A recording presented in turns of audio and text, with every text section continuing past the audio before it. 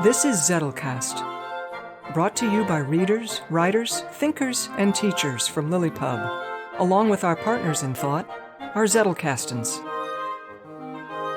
In this show, we share discoveries that our Zettelcastans have shown us. There you go. And compare notes on how we're using this marvelous invention in our creative work. Thank you for joining us. All right, Book. Let's do it again. All right. Episode 87. Bring the Fire. Hello, everyone. Welcome to Zettelcast number 87. I'm Mel Jeffcoat, and I'm hosting this week. And we are going to continue on with our Roanoke progression. 2 weeks ago, we had a water-themed episode where we were looking at the water that the characters swam in and becoming aware of that water. And I don't think Kathleen really meant it this way, but it turned out that the next week was basically an air episode where the characters were reflecting on what they had learned. So I'm like, hey, I'm the esoteric nerd that I am. I said the next one in the progression is fire. So let's go with fire. Let's have some action.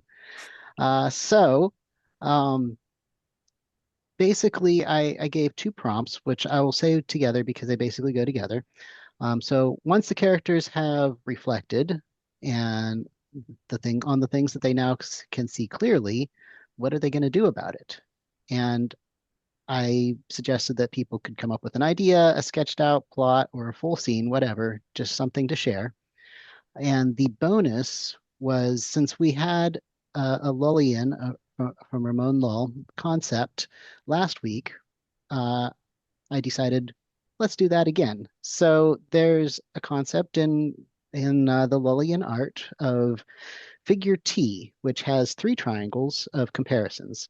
And those are difference, concordance, and contrariety, which we have seen in earlier episodes, contrariety.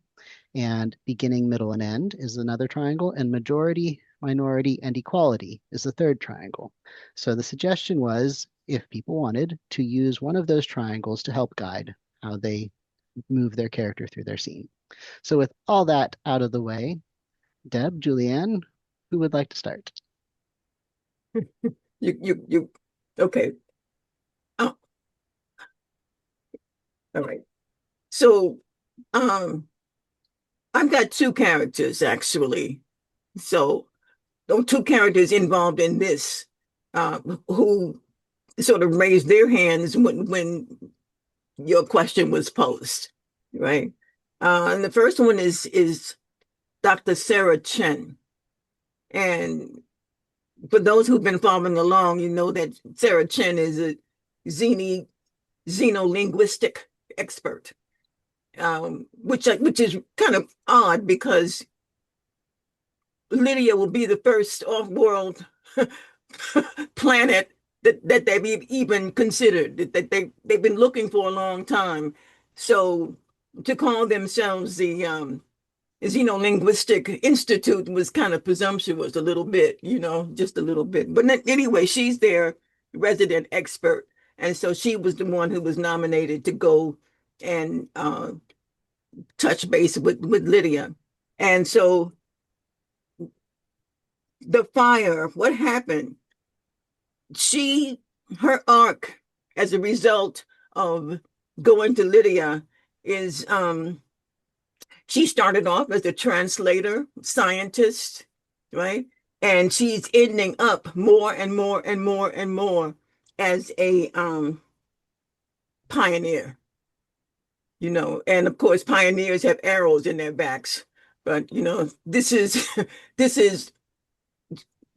it's like you can't unsee what she can't unsee what she's seen.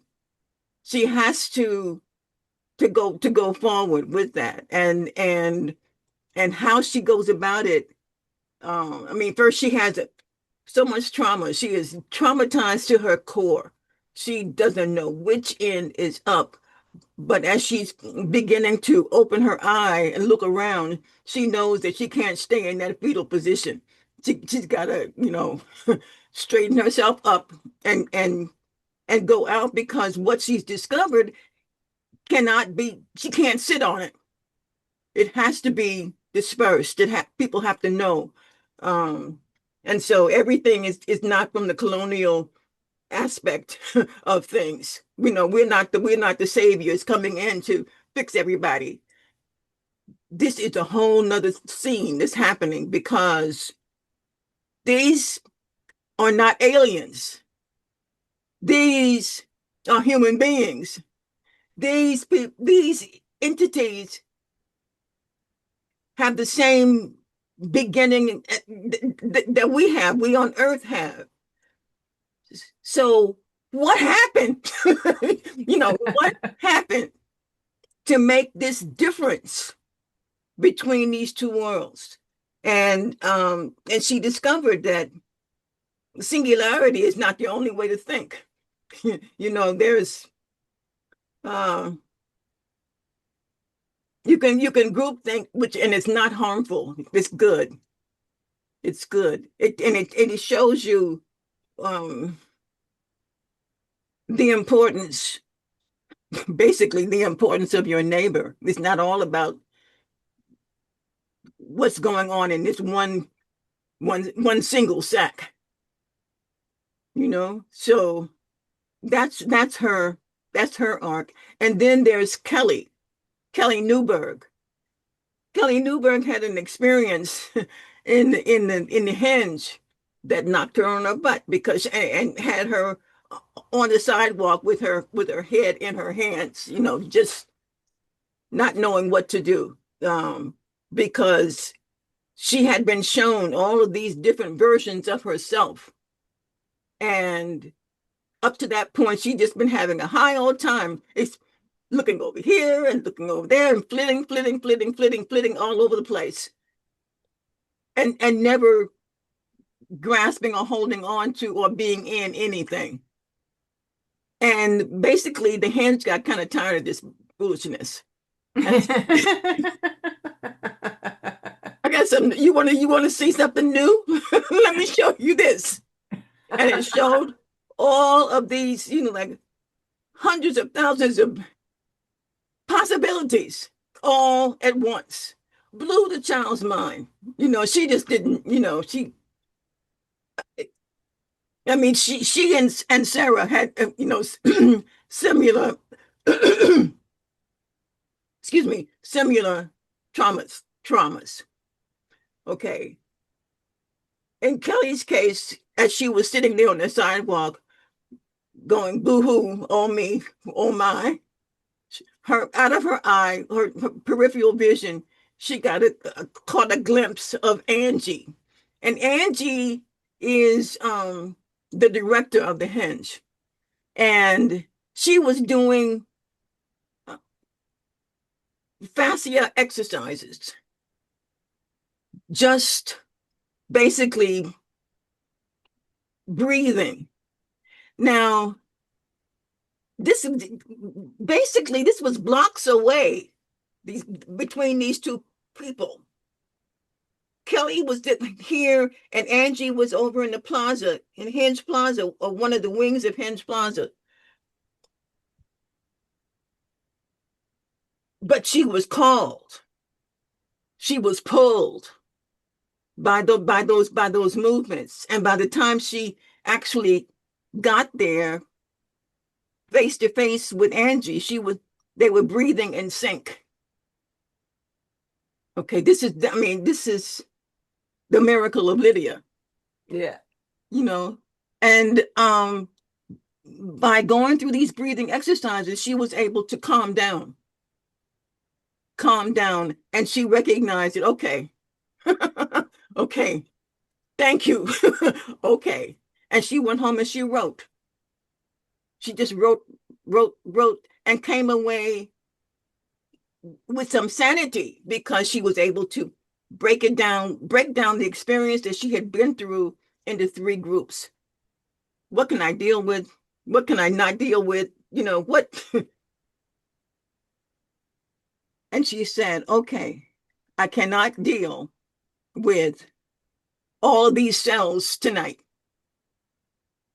So what is the next one step that I can take that will take me where I need to go, to let me see more. And what came, of course, was gotta find Angie first thing in the morning. So that's basically what she did. Um, and so now she's looking at the possibilities, and she keeps hearing about this Sara Chen chick, and she's wondering about, what is that? What is that? Is that something is that a door she should be knocking on? Yeah. That's where it's at, guys. Cool. Yeah. Cool. Yeah, these prompts, Mel, I'm glad that you shared all of that, Deb, because these prompts encouraged me to go back and kind of understand what it was that I had put together in my story, and to understand a little bit more about the reflection that happened in order to contextualize what happens next. So, um, shout out to my coaching compadres. There's an organizing mechanism that I'm leaning on a lot from coaching. It's a kind of a miracle move called the GROW model. Mm. And G stands for goal. R stands for reality. O stands for options. And W stands for, there's some debate which is better, either the way forward, or if you're a coach and you really need to kick somebody in the pants, it's what will you do next? When it's used in coaching to structure a finite conversation where the coachee, terrible word, the coachee has a problem and the coach helps them figure out what they're going to do next. Mm. And so it's an arc of a conversation. And when the stars align, the coachee is very receptive, the coach is on point. The coachee walks away saying, "Wow, that was great advice you gave me." And the coach says to themselves, "I didn't give you any advice at all. I just asked a bunch of questions." Mm. And it's a beautiful thing because they discover their answers themselves. And so in the scene that I shared last week, Radical Roundabout, I actually shared only half of it. It's Jenna's half because she and Sunny arrive at Radical Roundabout and they go their separate ways around and around and around this big tree, or the stump of this big tree.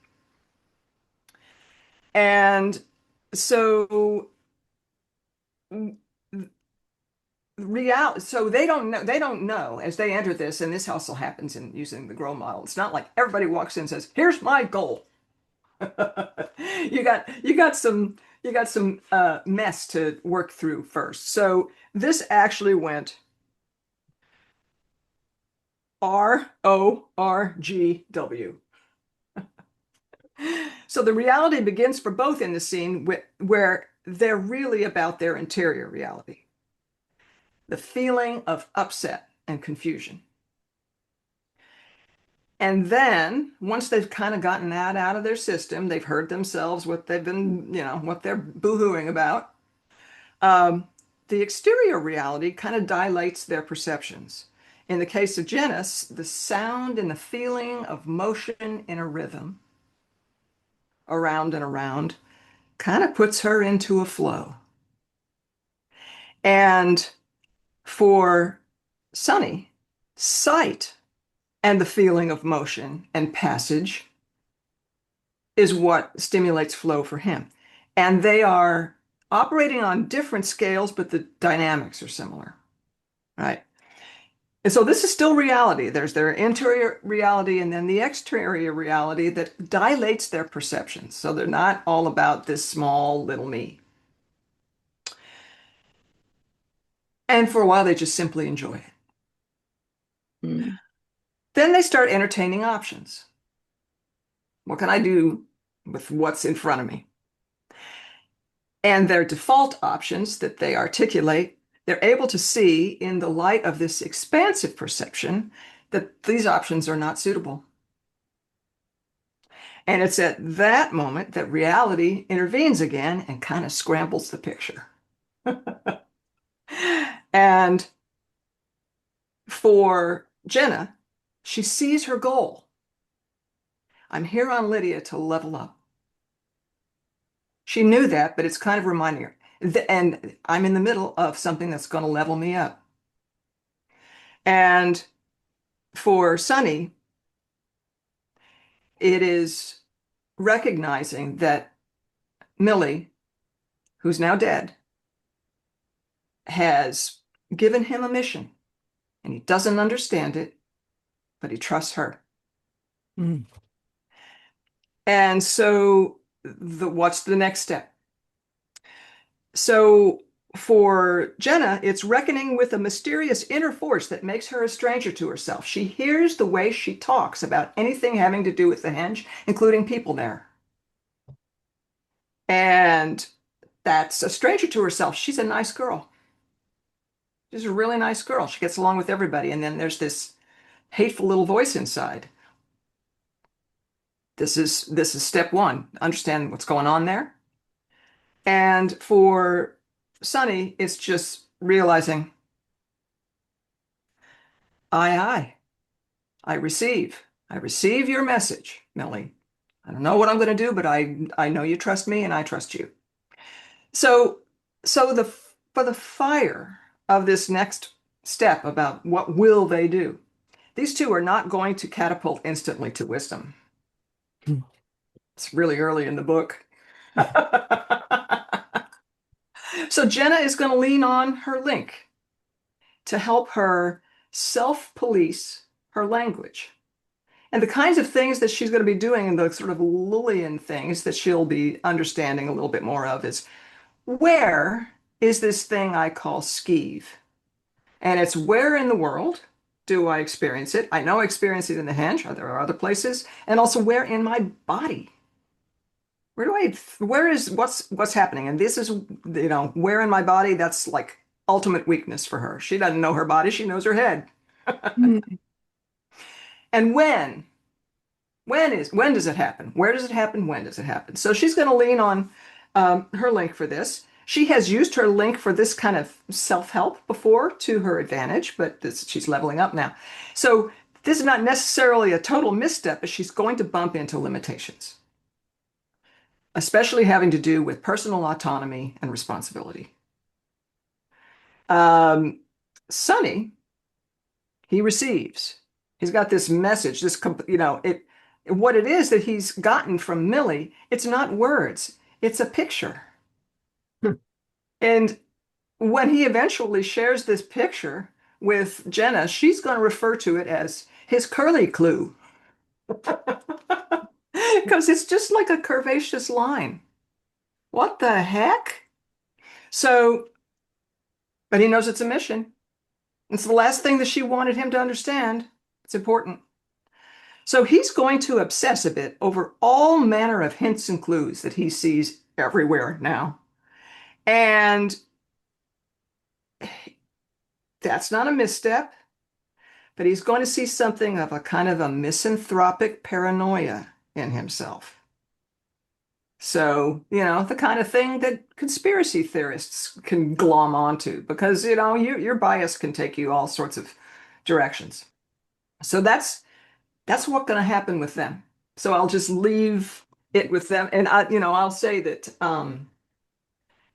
these three series of Zettelcast episodes have created so much clarity in my mind about what I'm trying to do in this story. It's not funny. Mm. So go back to everybody who wants to be writing a story, go back to episode 84 and 85 and 86 and think about your own story and use these prompts for yourself. It's really, I don't know, when the stars align and you're ready. It's great stuff. Yeah. Wow. Yeah. They got some walking orders there that wavy clue, curly Q, Curly Clue. curly clue. Yes, curly clue. Wow. That is I, one of the things that comes to mind is that, oh, he's going to become conversant with discursive meditation, you know. Yeah, yeah, Yeah, yeah. Because otherwise he's going to be doing loops and circles himself. So, yeah, exactly. He can't be doing things the way he's been doing them, and that's the same with her. mhm, They need to add some other way of getting around a problem. yeah, And also, even though this is about their own dealing with their own personal things, they're going to need other people. yeah. And, she can't just rely on her link to tell her when, to self-police her. She needs to know that her friends can give her a checkup from the neck up too. Check up from neck up, right. Yeah, yeah. That's the nice one. Okay. Hmm. Well, we all seem to be again on a similar wavelength, Oh, which is good. really cool when this happens. Um, because Javi is he's dealing with some of the same sorts of things. You said the sort of misandrist paranoia. He's been deep in that. Yeah. Um, but his encounter with Angie at the Henge in the last episode has sent him to begin on a new direction. And I wrote out a sort of a description of where I see him going, but I could not write a whole scene because, well, first of all, this is many scenes, and second of all, it's going to involve a lot of other characters, and I'm going to have to work with you, Julianne, and Kathleen at this point to Cool. to synchronize that. But so Javi was left with the question that Angie posed to him of, is it true?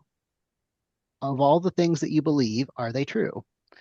And so he started reflecting on that, and he came very close to having an existential crisis because how could he know whether anything was true?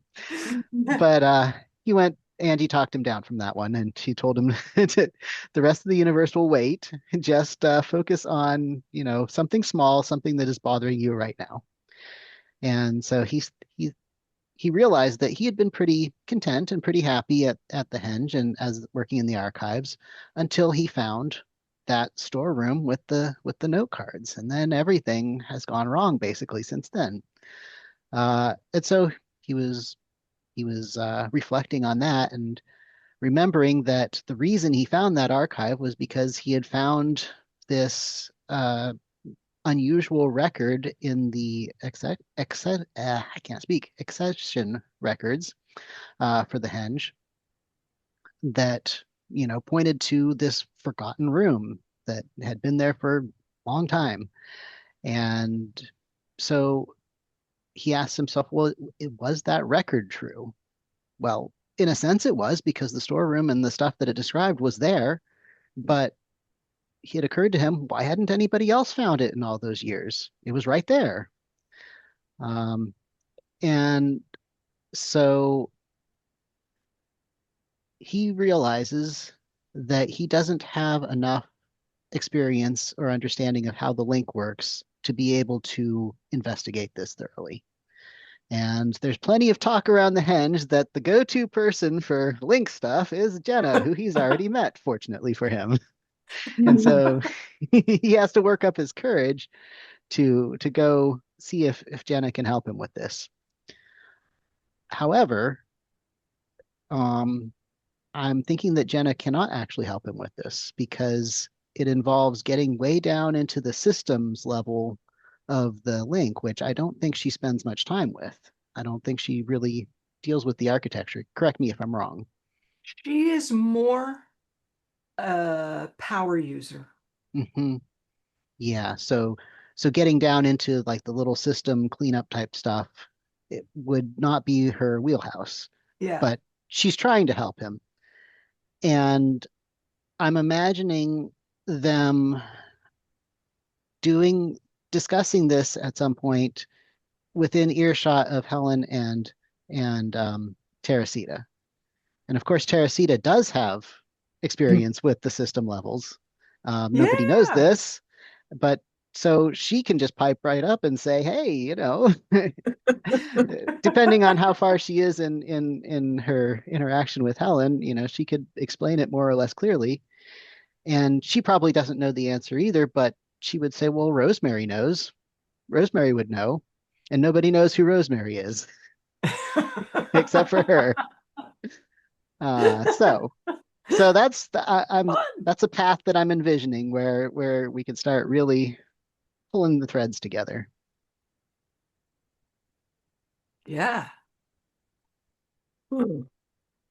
And I love that Angie has seems to have developed into her role is talking people down from the edge after a Yes. weird experience. Yeah. Yeah. And she and Jenna mirror each other because Jenna has experience talking people down from link craze. And she can probably go that far Mhm. with Hobby, but then they're gonna Yes. but that's not all of it. Mhm. He's got a problem that it's an interesting problem. I bet she'll be very interested, but she's got to, good luck, Hobby.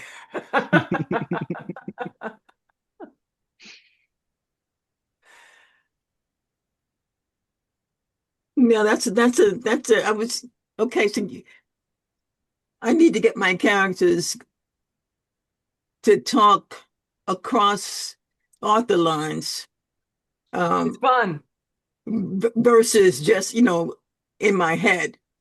Um, and in my head exchange, it needs to be broader than that. And it occurs to me that one of the I guess branches, I'll call it, um, might be the Lydian response to the fact that um, Sara Chen landed in the first place, because they're saying, wait a minute, the intergalactic travel, huh? What's this? What's this? And at the same time, their way of life is based on questions. So why have they not asked that question? What happened there? So, Well, they've probably been asking it and going around in circles. mm, It's kind of a population level situation that's like what these characters have been doing. They've just been spinning. looping. Yeah, yeah. So And they don't and have looking enough at this thing up in the information. sky, saying, what? I'm Yeah. sorry, go ahead. What did you say? They don't have enough information. They ask the question and they go around and around, but they're missing the details that would help them figure things out. Right. Yeah. Yeah. Yeah, but if they're missing the details to help them figure things out. But if the hinge can do a weird science room, the hinge can do. Why is the hinge not being more helpful? Yeah, it's a good question. That's a very good question. Why is it? Possibly a fundamental question. Yeah.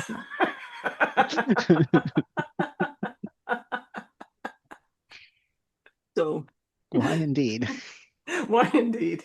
The bonus round would be talking about in more detail how the figure the figure three concepts um, triggered any lines of thought or how the story lines that we've sketched out have progressed. Yeah. I can go. I don't this might be a little out of order, but so in terms of fire, the literal thing that's going to happen next.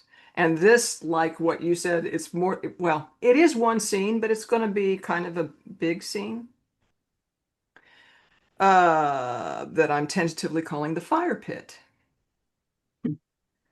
So this is a scene that places Jenna and Sunny amid Sunny's neighbors.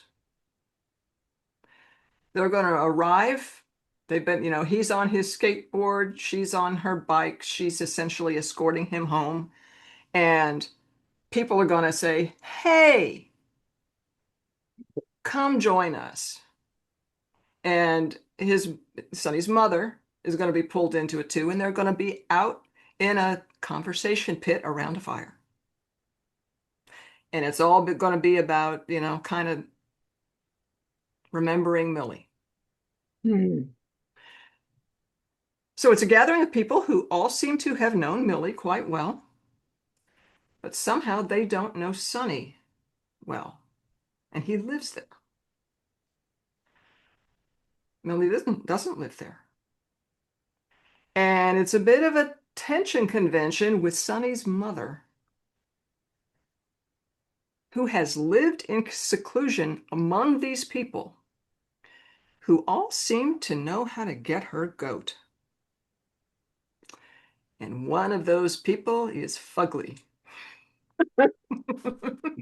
Name. Well, So Jenna's going to view this strange scene through difference, concordance, and contrariety in comparing what's this going on here to the interpersonal dynamics of her parents' group that she grew up around, the Sentries, these people who are trying to figure out evidence for the game, even though they don't know what the game is. They're at least looking for something that's hard evidence, and that's what they've been doing her whole life. And, sometimes she mocks them because kind of like Sonny's going to be doing, they see clues in the cracks of a sidewalk. But she's going to be comparing what's going on here. It's very different dynamic. Um, People are a little bit more bruised. And Sonny, it's apparent, he needs to get out more. He's been living under the shelter of his reclusive mother, who probably had her own good reasons. But what's coming out in this fire pit scene is that he's inherited Millie's home. He's going to move out and have a whole other neighborhood to be a man in. Nice. talking about testing the waters, huh? Yeah, Yeah, yeah. yeah. The idea of sitting around, well, first of all, there's so much that I realized is fun as a writer in that is because we have a whole other neighborhood. I've got the timeless way of building to tell me how do you structure a neighborhood where it's got a conversation fire pit in the center Uh, that people use. that people use, and um and the time-honored tradition of sitting around a campfire and the intimacy of that. It's very interesting place to push people's buttons.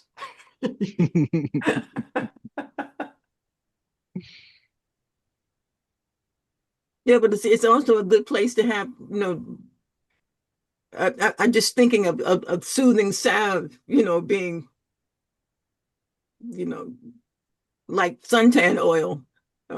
Yeah, you got the fire crackling, all that stuff. It's going to be doing the way it lights up people's faces. There's all sorts of beautiful healing stuff.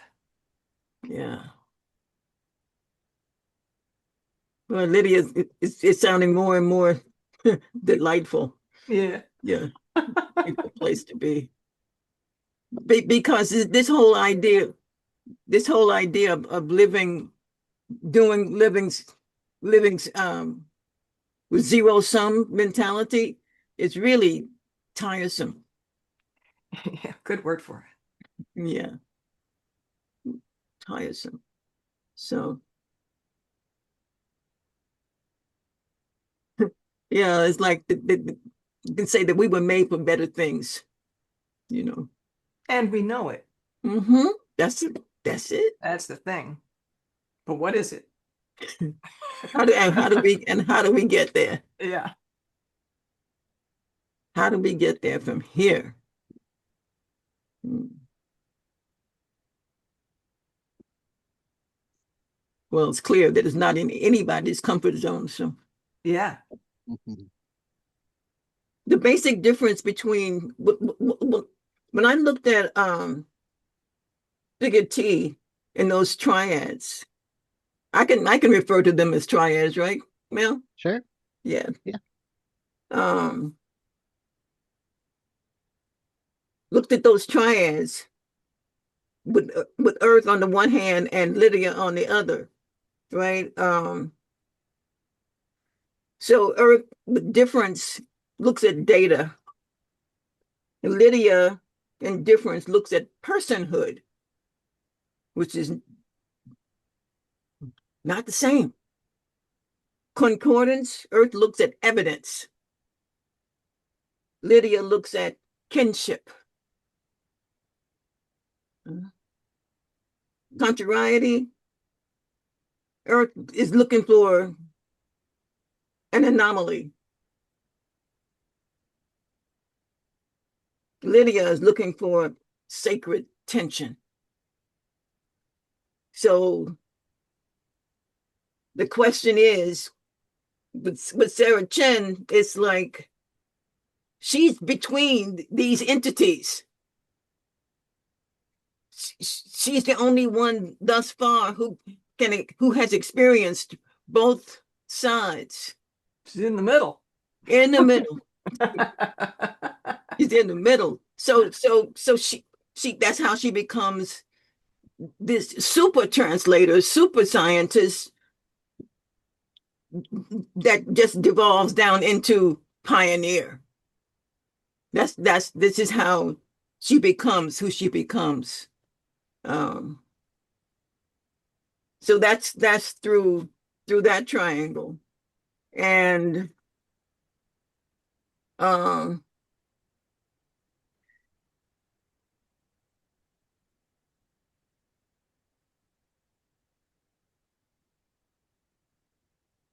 Sarah basically humanizes the abstraction. Okay. That's what she did. And I didn't get too much further than that. Except that Kelly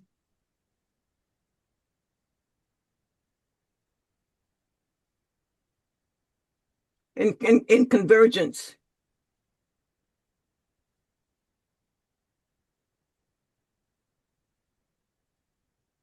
she became afraid because the link offsets loneliness. The link there's certain basic repeated problems that happen to people on Earth, and the temptation is to give up these earthly assumptions, these earthly rules, in exchange for this cure for loneliness, for aloneness. And Kelly is thinking that she doesn't know if she wants this influx of these singularities, coming in and disrupting the way things have been within the link. So she's making herself very much acquainted with Lull to figure this out. So Yeah. that's If I could add one thing there, Deb, I mm, noticed that in the first part, when you were comparing Earth and Lydia, that in itself, you have set up a contrariety. because they have so much in common, being both uh, populated Humans. by humans. Mhm. So there's all that in common, and yet they And have these yet, two opposite ways of communicating and a being, a not, being, yeah, yes. And so yes, what is Sarah going to do? Is she going to go for the sacred tension and figure out how to grow from that polarity, or is she going to let it pull her apart to one side or the other? There's a lot of possibilities there. there, there's a lot of possibilities, and she's going to have to find some help, Mm, you know, on both sides of the aisle, so to speak. Yeah. She's going to have to find some help and she's going to have to, find some. I don't even want to call them lieutenants. They're we don't help, real live help to help her, Teammates. okay? Teammates. Teammates to help her survive because she will fragment. She'll just explode without help. So that's the big question of what's she gonna do? How's she gonna make it through? Yet she recognizes first and foremost that she must. She has to find a way. And so that becomes her raison d'etre. She's to find that way that, both sides without either one thinking they're better than the other, with them both thinking in terms of utmost respect, utmost value on both sides. Nobody is there's no zero sum. It just isn't. You know, it's so I'm excited to see what's going to happen. me too. Yeah. One thing about this Lydian world, it just doesn't seem to pay off to be complacent. Not a winning strategy in the long run. I think it's one of those. It was that was one of yours, Julianne. I think when it was a sunny. I'm not sure who it was, but was walking along, um, and this root he came up and he tripped over it. Oh, Uh, that's Chris. Yeah. yeah, yeah. Yeah. It's like that'll happen to you if you even dare to try to think in Yep. terms of, you know, Yeah. You I think got I got this. it? Yeah. You don't have Oh, this. yeah? Boom. Yeah. Yeah. A lot of Yeah. people get, you know, shown their backsides. Yeah. Chris had the grace in order to not quite land where he could have, but all three of the people we're talking about here did. I think I'm going to have Jenna land that way too. Okay. So, wow. Well, the my use of figure T was pretty simple in this case. I just focused on the beginning uh, portion of the beginning, middle, and end triangle because that's what Hobby's trying to find. Where did it all go wrong? Yeah. Yeah. Yeah. Yeah. Yeah. Yeah. So, gosh, we don't have Kathleen to do Hold the up the card. to hold up the card, and I don't have a card on me. But well, you know, we can say, where do you want to go if you want to continue the conversation or hear more about all the things that we talk about? And that is LiLLiPub.org. Imagine me holding up a card saying LiLLiPub.org. And you can find the link on this video too. Yeah. So, and uh, there's all sorts of things included in that membership, which is very affordable at only $8 a month for now. And you've got access to all the Roanoke things and the discussions about Zettelcast and discussions about writing and fusion writing, which is a workshop every week. And soon to be coming, there's going to be a book club to study old books the way that the medieval people did. So that's in the works. And if you join now, you will be on the ground floor of getting into that. Yep. Yep. And that $8 a month is your price for the Going forward. remainder of your life. Yeah. As long as you don't quit and won't come back. Yeah. Yeah. Hmm. Yeah. Come on in now and stay. Yeah. Have fun with us. It's getting very lively there. We've got a beautiful influx of people brought in, I think, largely fans of Victoria's book. And so the kinds of discussions that are going on there, there's a whole lot of Zettelcasting conversation, a whole lot of writing conversation, and just, fun stuff about living life. All Yeah, there right. was a thing about novels, and basically there are opportunities to rehearse life. You know,